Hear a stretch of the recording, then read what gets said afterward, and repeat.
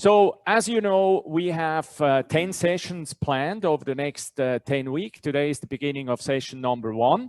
It's about sustainable pool design. The agenda for our 1-hour meeting is the following here. We will do a short introduction to Dryden Aqua. We only do this once. We will not repeat this in the following sessions.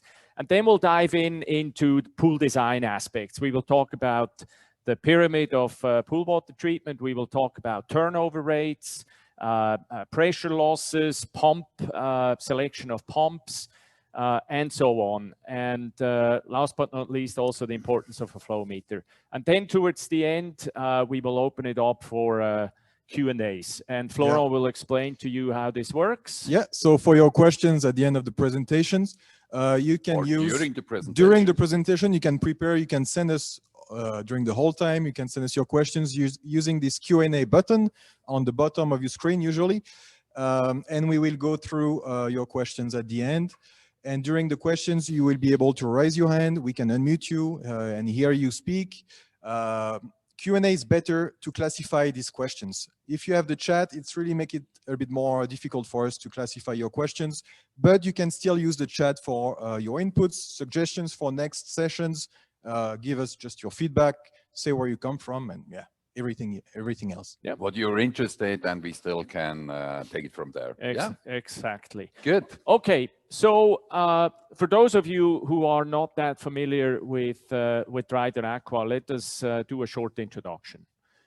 The company, as you might know, was formed by this gentleman here in the middle, Dr. Howard Dryden. He is he started the company. He's the developer and inventor of AFM activated filter media. Today we have 2 factories, one in Scotland, one in Switzerland, where we produce a total of 50,000 tons annually. Our latest introduction is our AFM NG activated filter media, which is hydrophobic, which we of course will also cover during one of the sessions or several of the sessions actually as we go. This is the NG. Do you want to talk about this here? Yeah, maybe. And just one comment or 2 comments.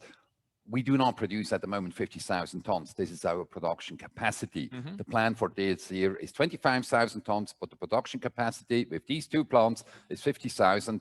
Long run, we want to have 4 plants around the world with 100,000. Not that important. And maybe one point to Howard. Yeah, maybe we mention it later on. Yeah, just come to this. You know, Howard, we learned so much from Howard. You know, he's a biologist. He's also the best chemist I ever met, you know, and he has a huge knowledge, you know, in general, you know, about water treatment and so. And what we talk to you is what we learned from Howard and what we learned in our pool life, you know, in this 30 years of experience. Okay, let's go to the next slide. Today, and one more, please. Okay, here you see Dryden. We are selling our AFM globally, and we are doing this in 3 different industries. We started, and that was the foundation of Dryden Aqua, aquarium and aquaculture. This is where Dryden Aqua came from, and that becomes still an important and becomes an even more important part of our business. The other part is water treatment. Water treatment means filtration for drinking water, but also for wastewater, for industrial wastewater, for pre-treatment before membranes in desalination plants and all this. Relatively new for us, but very strong growing. Still up today, our biggest sector, which covers probably 50%, if not more, is still swimming pools. And you see these 2 kids. These are my twins, by the way. Swimming in Dryden in Daisy water, and we have now more than 500,000 swimming pools which are operating at least with AFM. Not all of them yet with full Daisy, but at least with AFM, so that you understand a little bit our organization. We have also a logistic hub in Germany. We have a company in the US. We have a company in China, and we have 1 man in South Africa. Yeah. Yeah, so with the mission to provide the best water and air quality on the market. Exactly. Thanks to our Dr. Dryden, we were able to bring our biological approach to the swimming pool industry. Yeah, and let me add here one thing. I think that's really, you know, that's unique in Dryden. Howard, he opened a new world in water treatment, because before, water treatment was all about chemistry, about physics and engineering. And he was the first biologist who moved in and said, guys, instead of letting grow bacteria to high population and then to kill them with a massive amount of chlorine, why don't you go the biological way, which is a completely different approach, and you try to prevent them with bioresistant filter media, as you will see. And then you need less chemicals. Yes, and you have less byproducts, you know, biological way. Yeah, okay, sorry. We prevent rather than kill. And yes, that's really the most important. Traditional systems, they let bacteria grow, and they will always use more and more chemicals to kill these bacteria. Here we prevent, and we do this in 3 different steps. First step is we use our activated filter media AFM, which will significantly improve filtration and eliminate all breeding ground on which bacteria can grow and multiply. Filter surface in a pool is the largest surface in contact with water, and AFM is fully bioresistant. We will fully prevent bacterial growth and the formation of biofouling in the filter bed. Step number 2, we remove all the food to stop bacterial growth. No food, no growth. All the vital nutrients for bacteria to grow, we remove them with APF. APF is a multispectrum, coagulant and flocculant, which is injected right before this our AFM filter here. It involves organics, phosphate, urea, all this food we can remove. Mm-hmm. And the second and the last and third step is ACO. ACO is a product for outdoor pools, and this product will filter UV lights, protect chlorine from photoreduction. So we increase the lifetime of chlorine, but we don't reduce its efficiency like cyanuric acid, right? Yeah. And it's also a photocatalyst, which will amplify the natural disinfection power of the sun. So really a great product. Yeah, I think we should mention that we have one session, which is session number 6. Is Daisy. Which will be about this system. Yeah. And number 5 is just about AFM. But as a short introduction, that you know who we are and where we are coming from, right? Yeah. So each product, they can be used individually, but of course the combination of the 3 brings us the best result. Yep. Daisy, you can reach a filtration down to 0.1 micron. As you know, everything you can filter and remove during backwash doesn't have to be oxidized, so we can reduce oxidation demand from 50 to 80% compared to a traditional system. And if you have less chemicals, you have less disinfection byproducts. So less trichloramines, less chloroform, all these toxic volatile byproducts we want to reduce in swimming pools.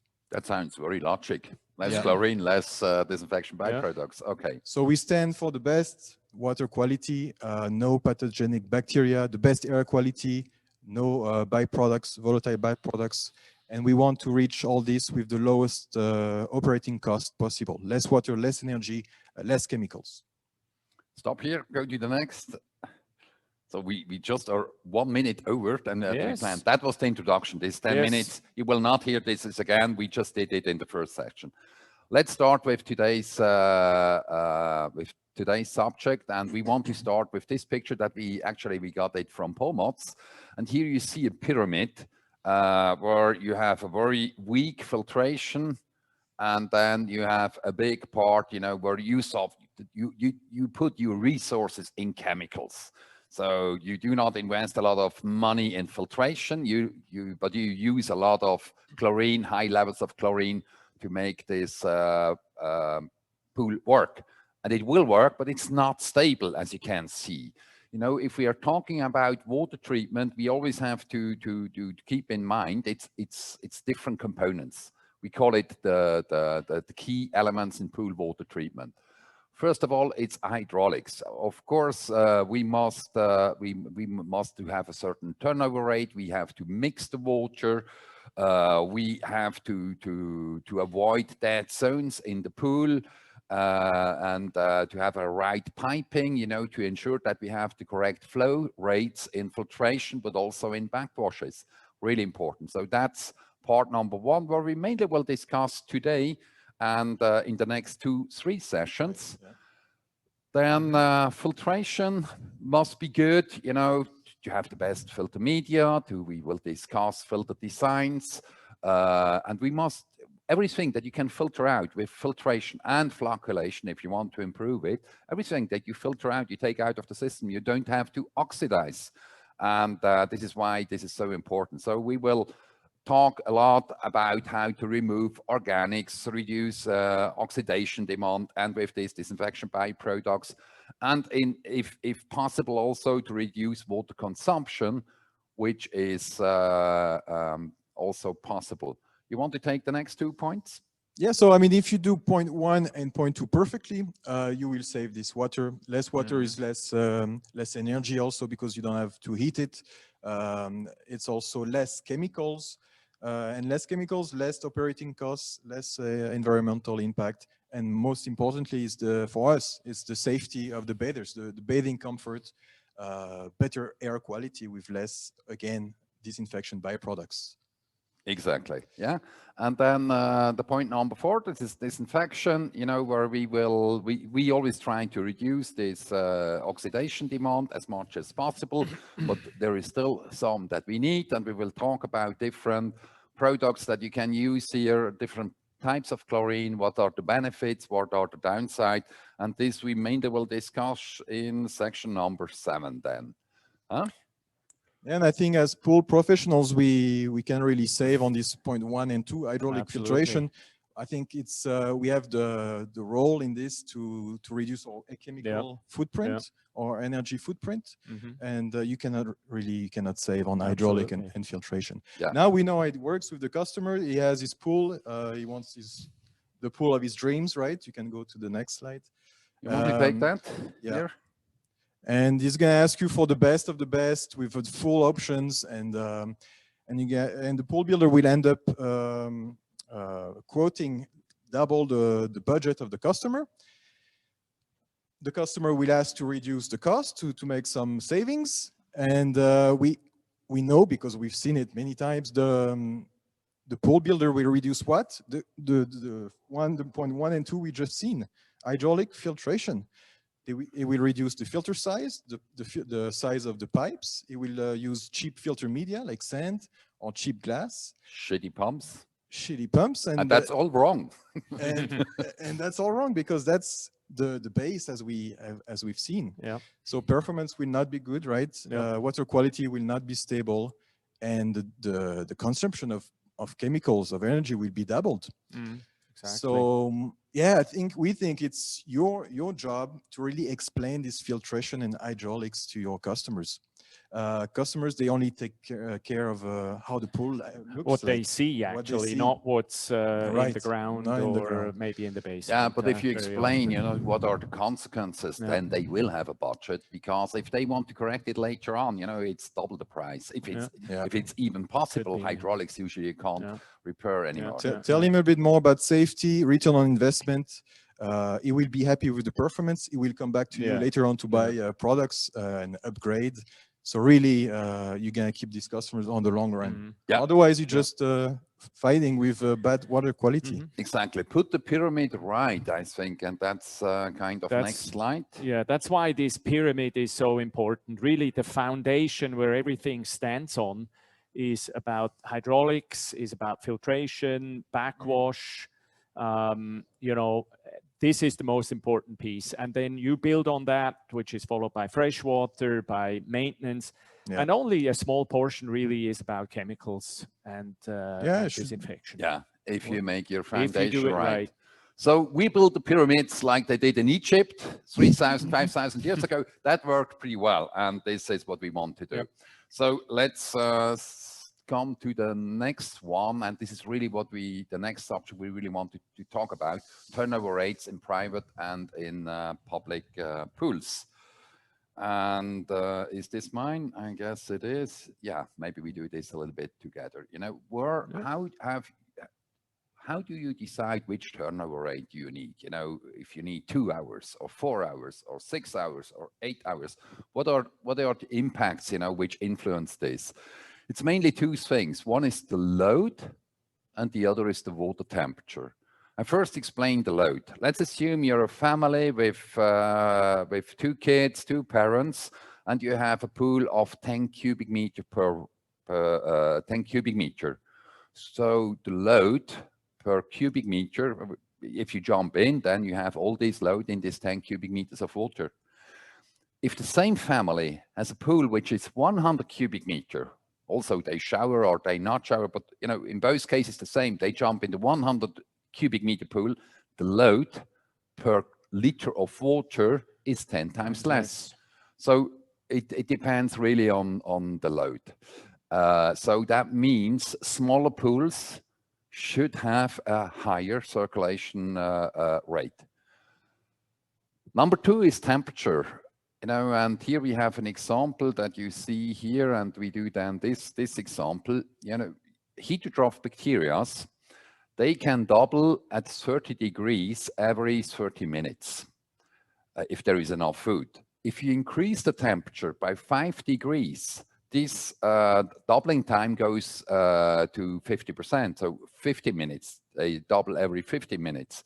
If you go the other way down, you know, to 25, the doubling time is every 1 hour. 20 degrees, it's every 2 hours, and so on, and you go up. And that sounds maybe not as a too big difference, but you see it here. You know, in 5 hours, you can grow from 100 to 500,000 to 3 million after 6 hours. Or we made here another example. Maybe you explained this. Yeah. So yeah, go ahead. So yeah, temperature. Again, we come back to the biology. Dominic just said this growth rate is exponential. Yeah. That's what we learned now with the virus, yes. Right? Yeah. It's the same thing. Yeah, but I don't listen to that.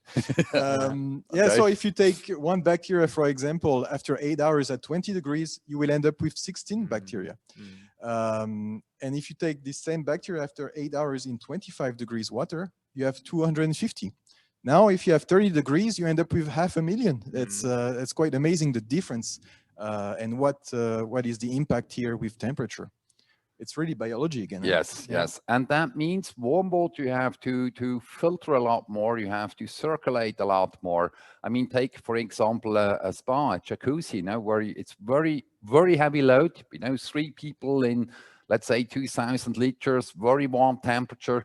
Then you need really an amazing turnover rate to keep it clean and safe.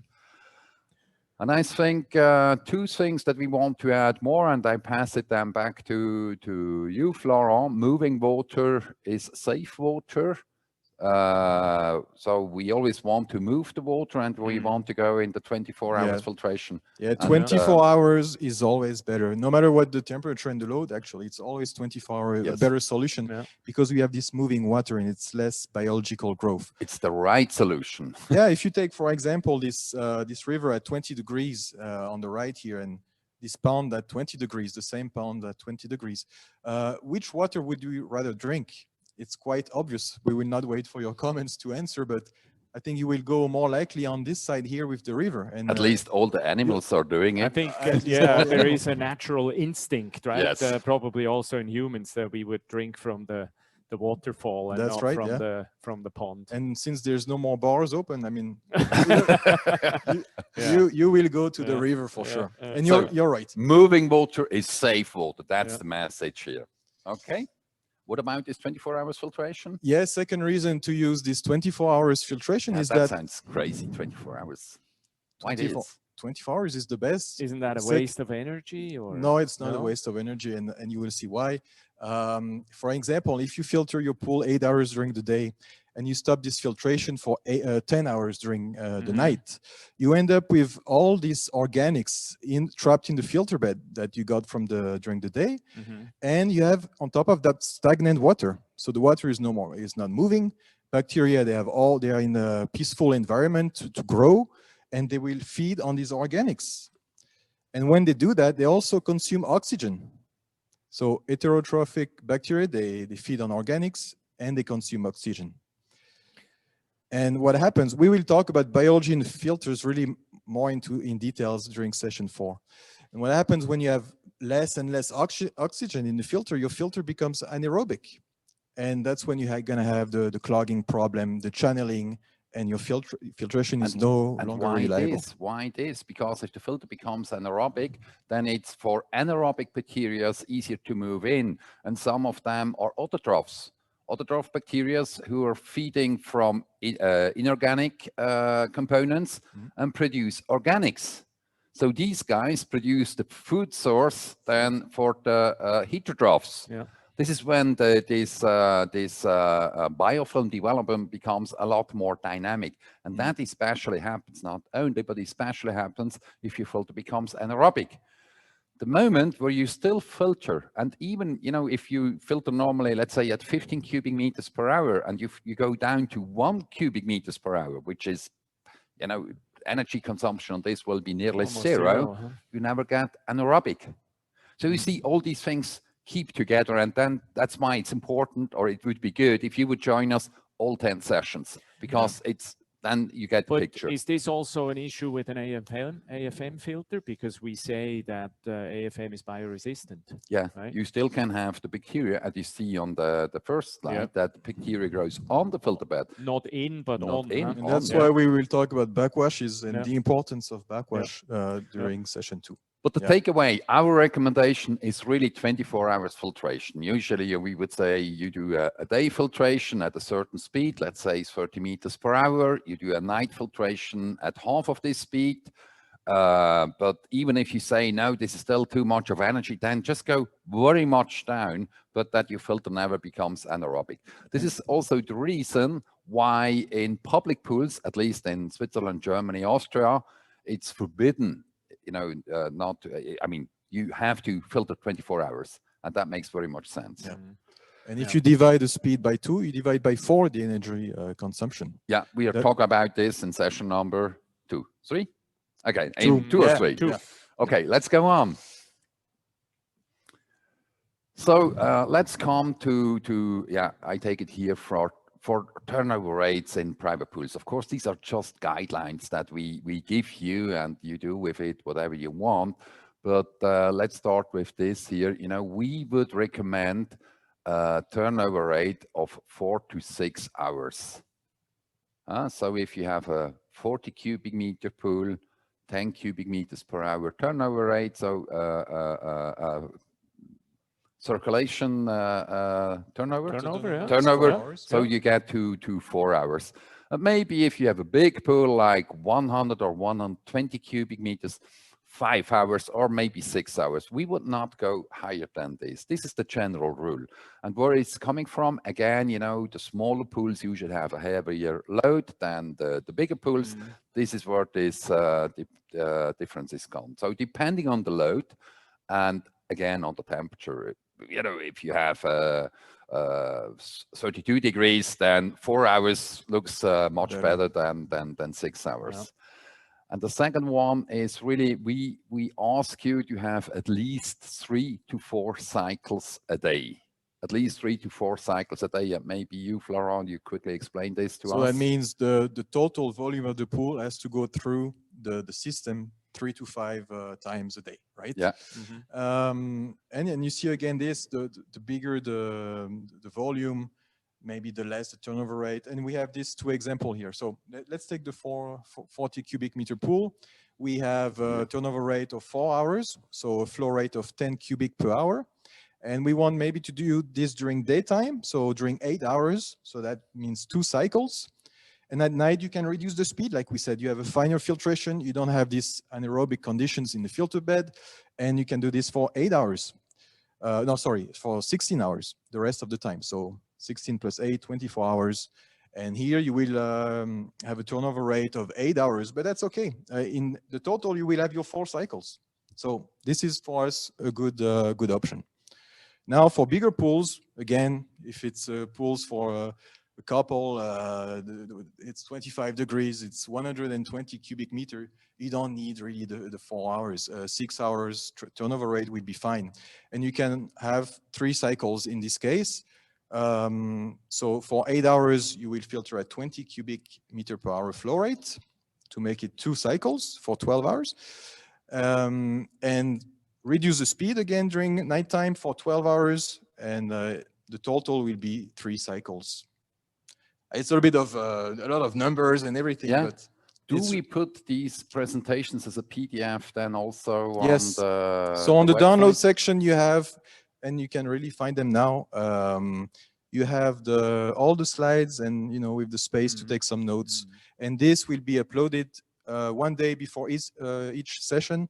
You will be able to download it, print it out, and yeah, to take some notes during the presentation. So that maybe makes sense, you know, just before the session, go on our website, download it, print it out. Yeah. Then you can make some notes. Then you still can, you know, if something went a little bit fast, still can go back. 4 to 6 hours, 3 to 4 cycles. And, you know, I think another way to look at this is to understand that with one cycle, you only really filter about 60% of the water. Yes, you never filter 100%. That's why you need several cycles to actually filter.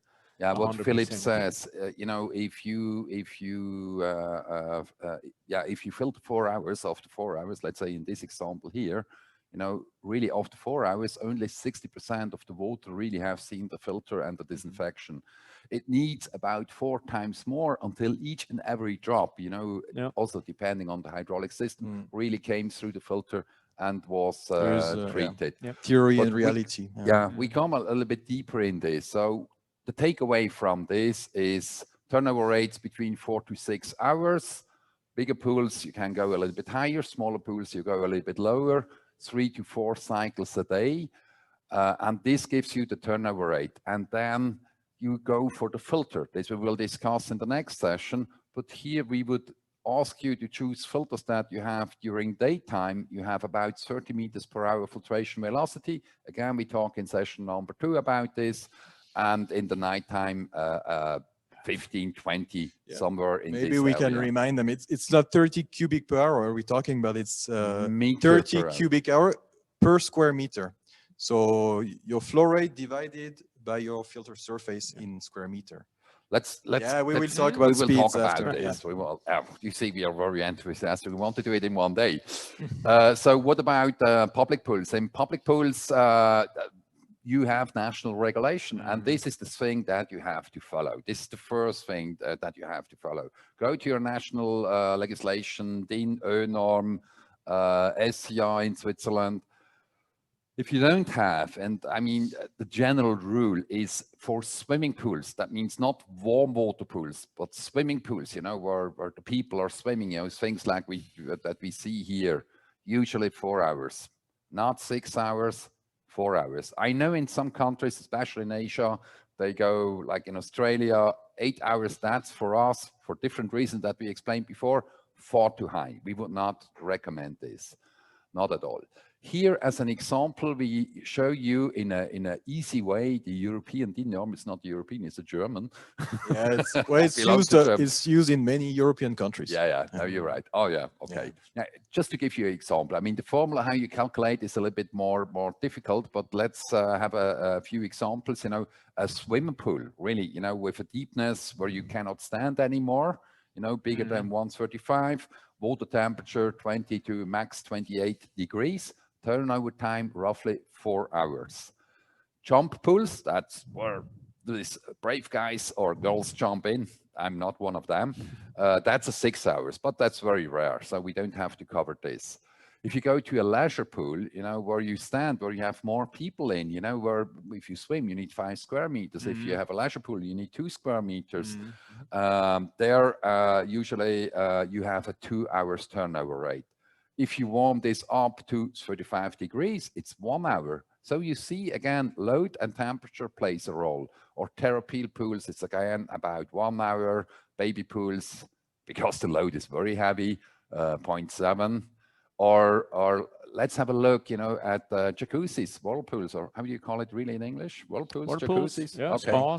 Spas. Yeah. You know, a 4-seater, you know, 1.6 cubic meter, you have, according to DIN, you need a circulation rate of 24 hours. That's something like 5 minutes, turnover every 5 minutes. Yeah. I know in other countries a little bit higher. Maybe this 5 minutes is a little bit conservative. You can go up a little bit higher, but really I would not go higher than... So here 50. You have 37 degrees or 37, 38. 38, yeah. Okay. Yeah. In Japan, that's one of the countries we are not in yet. We are working on this. That will be a little bit more heavy. So the takeaway, you have seen, how to choose a turnover rate. Very simple in public pools. Follow your national legislation. If your national legislation are more than 4 hours, think about to do it a little bit better, right? And in private pools, again, 3 to 4 cycles, something between every 4 to 6 hours. Okay, where are we here? Pressure losses and selection of the right pump. Very important thing. He's on this? I am. Thank you, yeah. Okay. Now we know how much of cubic meters per hour we need. Now we have to choose which pump do we go. And for this, we first have to understand what is really pump. What is a pump doing? Here, for instance, my favorite pump is Speck pump. Hello, Armin and Christoph and Laura, of course. I still love you.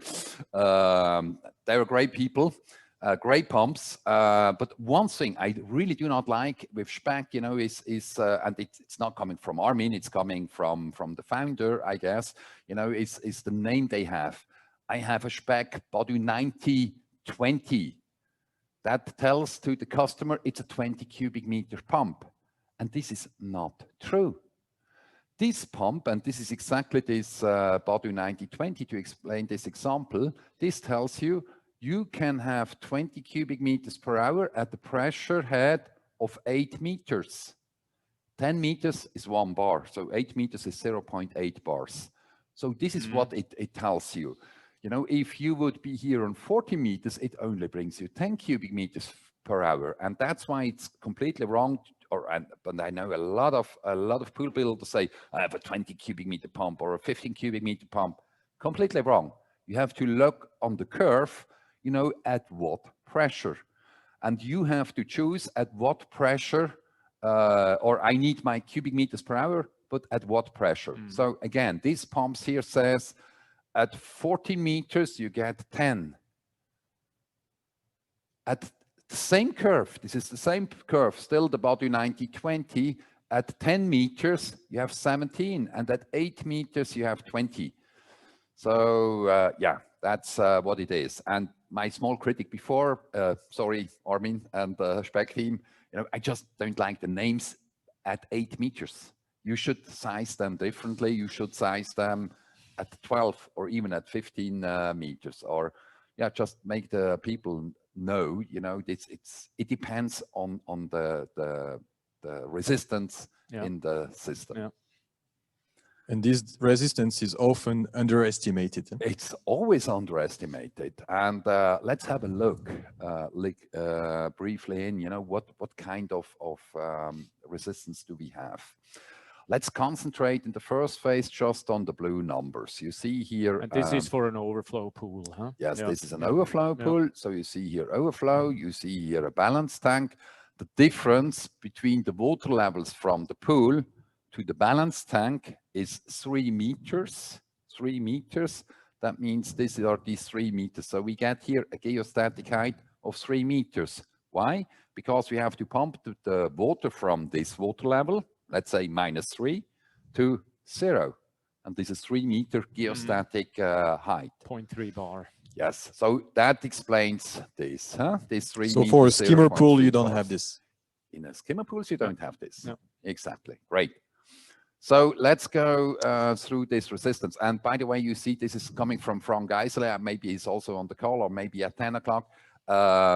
Thanks, Frank. I learned so much from you, and I think it's a very useful diagram.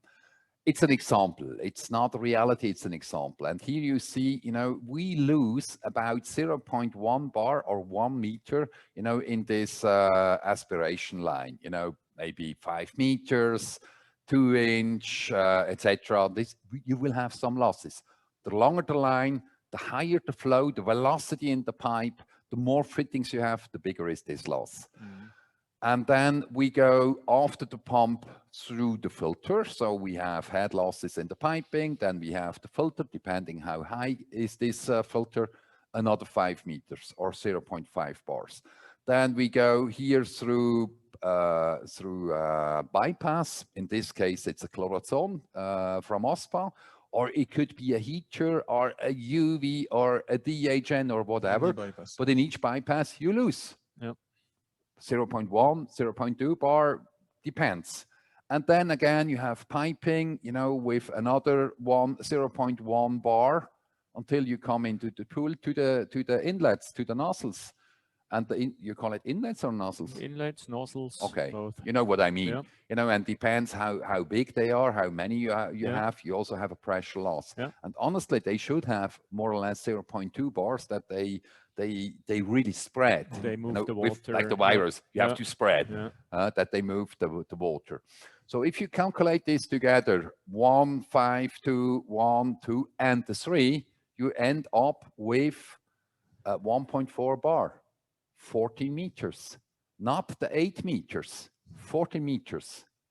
If you would have now skimmer pool, then this 3 meters goes away, but it's still 11 meters. It's not 8 meters. So 8 meters is completely wrong. That's what I want to say. Or in very few cases, it will be it's not right. The reality. Huh? Yes. Short look at the backwashes.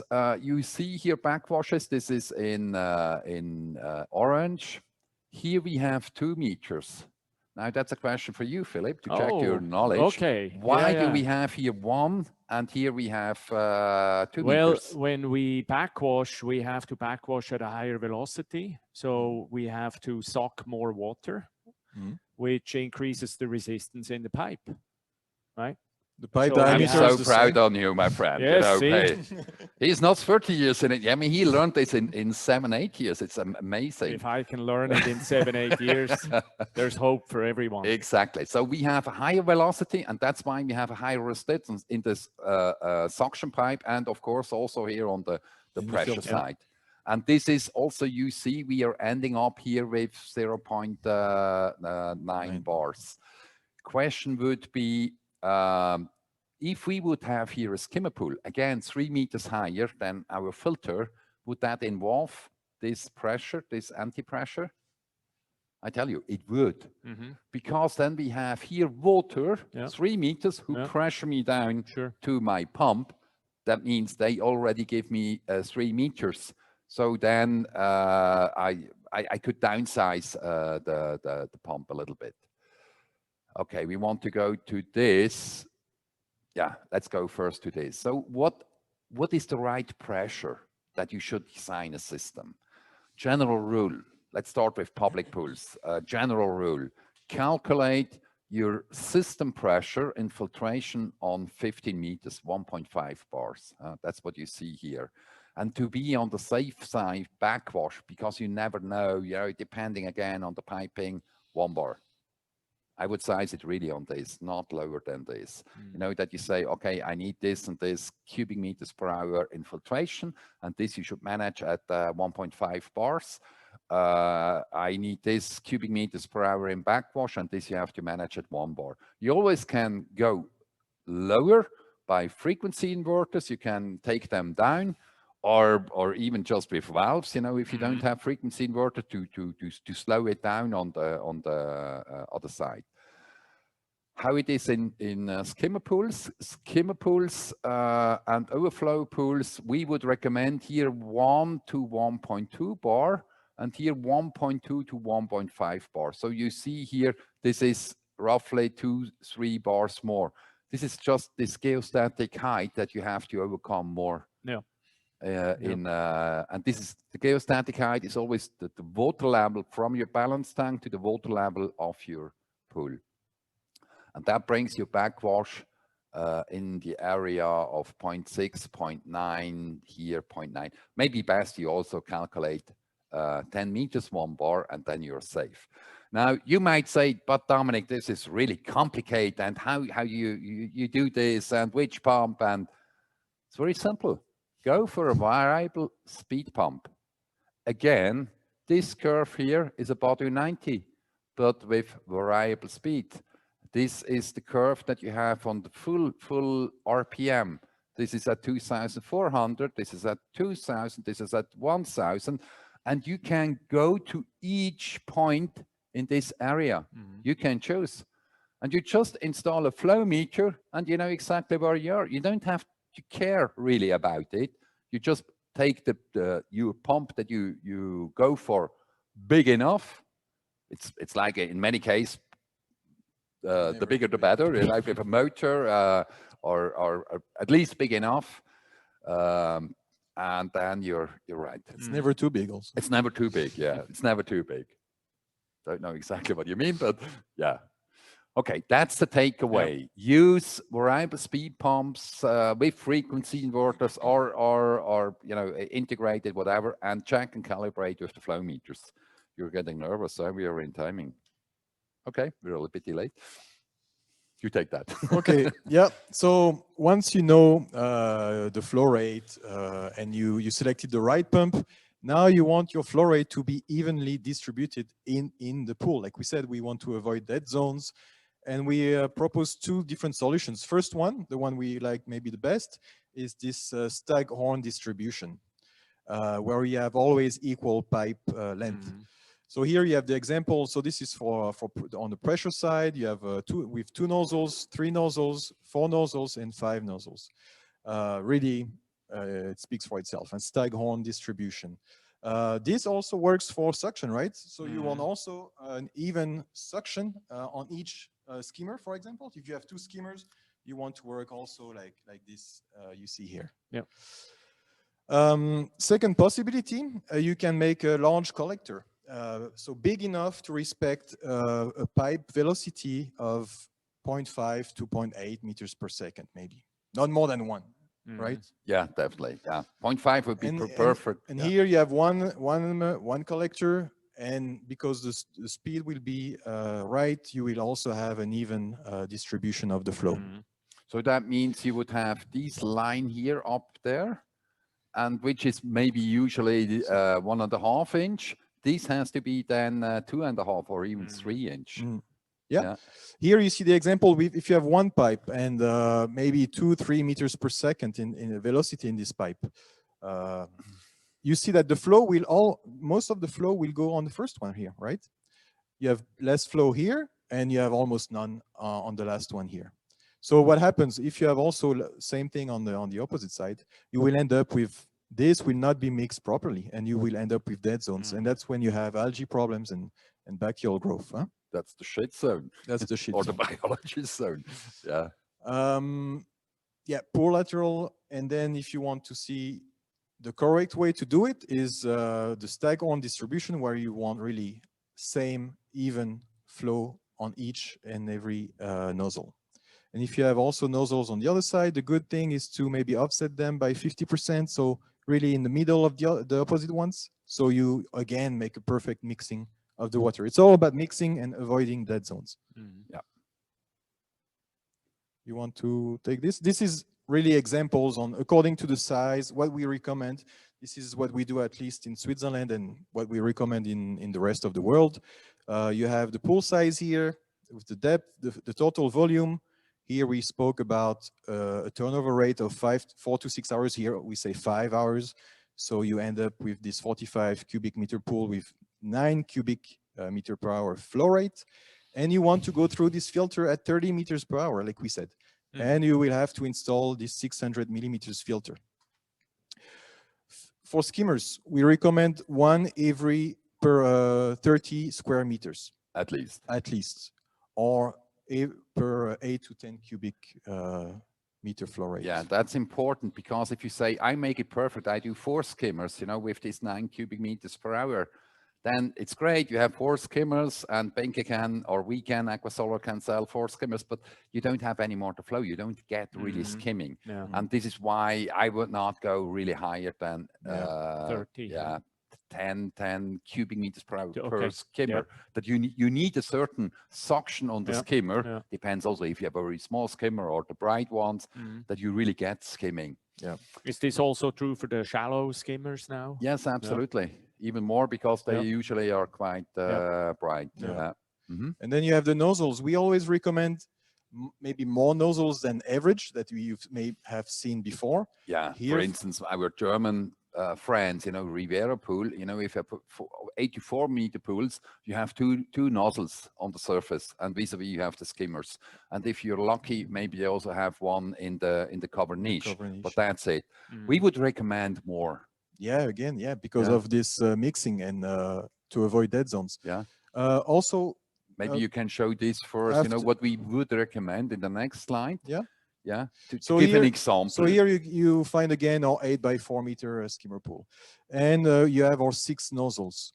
We want on this side really nozzles maybe more on the bottom, right? Really on the bottom, just maybe maybe 20 centimeters. To roll over the water from the side. Yes, to make this a roll, water roll. Water roll, yeah. And then you have 2 here, really to push towards the skimmer, right? And the skimmer should always be on the opposite direction of the wind, ideally. You want the wind, the nozzles, everything to push towards the skimmer. So our proposition, but there is no right or wrong to make a roll, you know, with these nozzles. Yeah. Maybe I take this, you know, oops, where are we? Here, to make a roll, to roll the water, and then to push the surface towards to the skimmer. Huh? And ideally, the skimmer is opposite of the wind direction. In Switzerland, you have wind from all sides. What I always would do, I would put the skimmers where you have the pool cover, because if you are unroll it, all the dirt will be there and then it will be quicker evacuated. A last point, and that's a really important one, you know, if you have this cover niche, you know, for the automatics cover, Grando and whatever we find here on the market, and sometimes they're really very much closed, it's really important that you have an inlet, that you bring filtered and disinfected water into this cover niche. Cover niche, yeah. It's not enough just to have a main drain. It's really not enough. And if this cover niche is just 4 meters long, then maybe 1 is okay. If it's 6 meters, you need 2. Otherwise, you get a biotop there. This is not good. It's so not really what what's also interesting here is that a pool cleaner can make a difference too, yeah. In the helping circulation of the water. In the mixing of the water. I mean, if you take a Dolphin, this is our favorite brand here. Yeah, why? Because I'm a shareholder of Natronics. Now they're good. Or also the others are all good. They are cleaning the pool, but they are mixing the water, ladies and gentlemen. They are so important that they mix the water. And especially if you have an underside, if you have a not great hydraulic system, it's important that you let run the cleaner as much as possible. You mix it. You mix it. Yeah. So really important. Maybe the last thing is the diameter of these nozzles.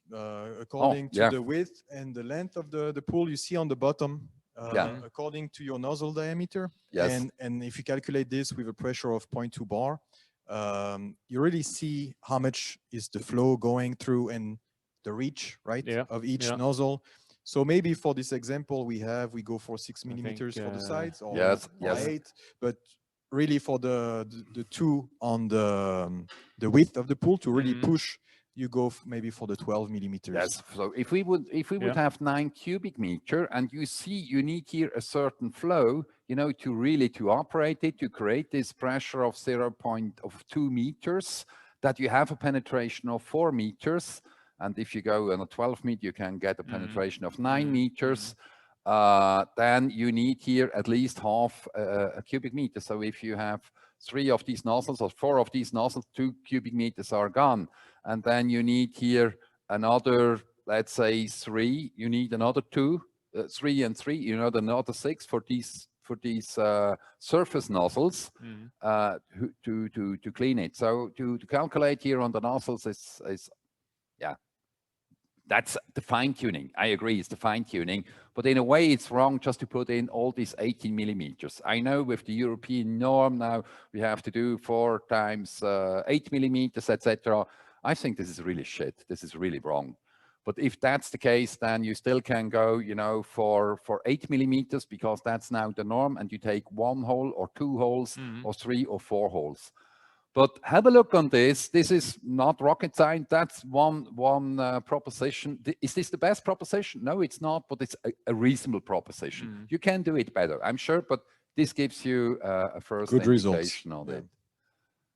Philip, you want to take this? Yeah, so this is the picture for vertical flow distribution, you know, coming from the bottom with nozzles. So in pools less than 1.3, 1.4 meters depth, we will cover an area of 6 meter squares.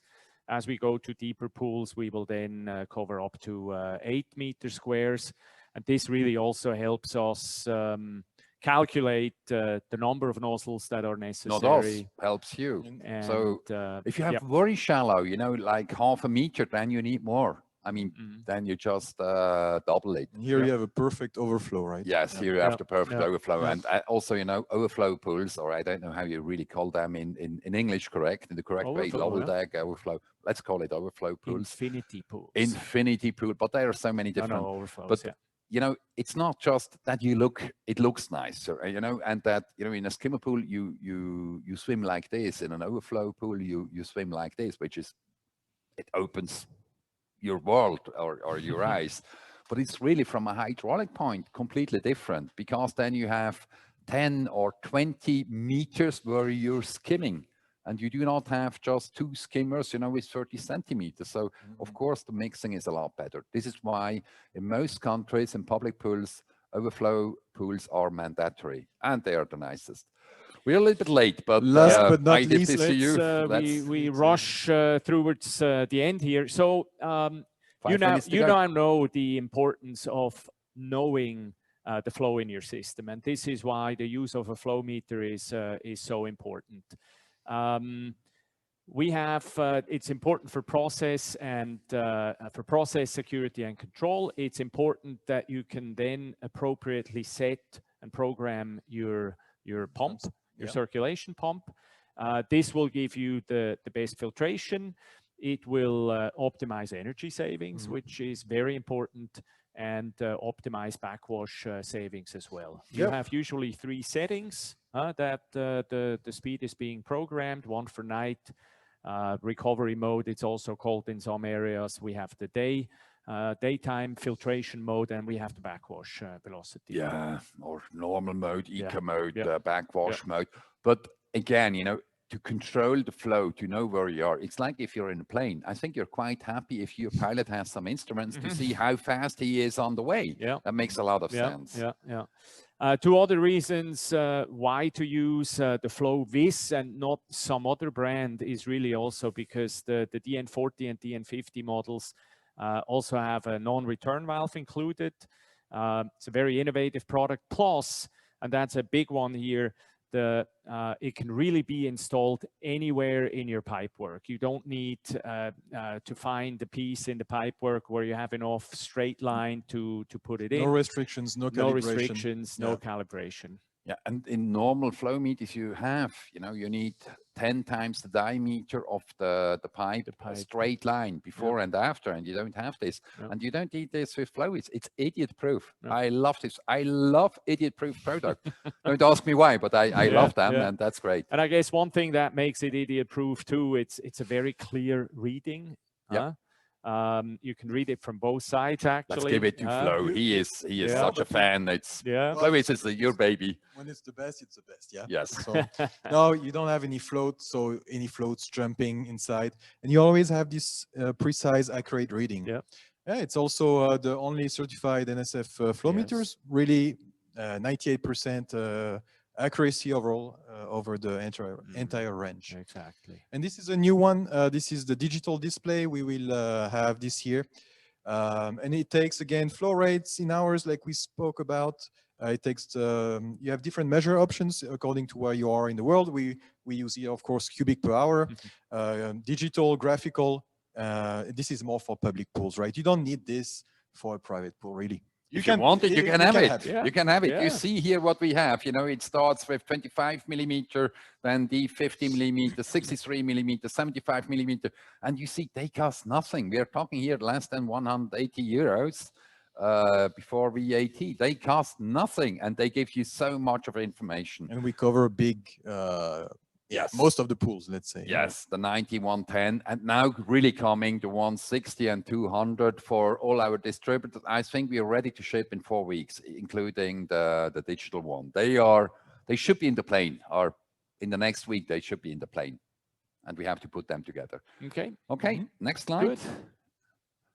Yeah, last thing is the low head losses.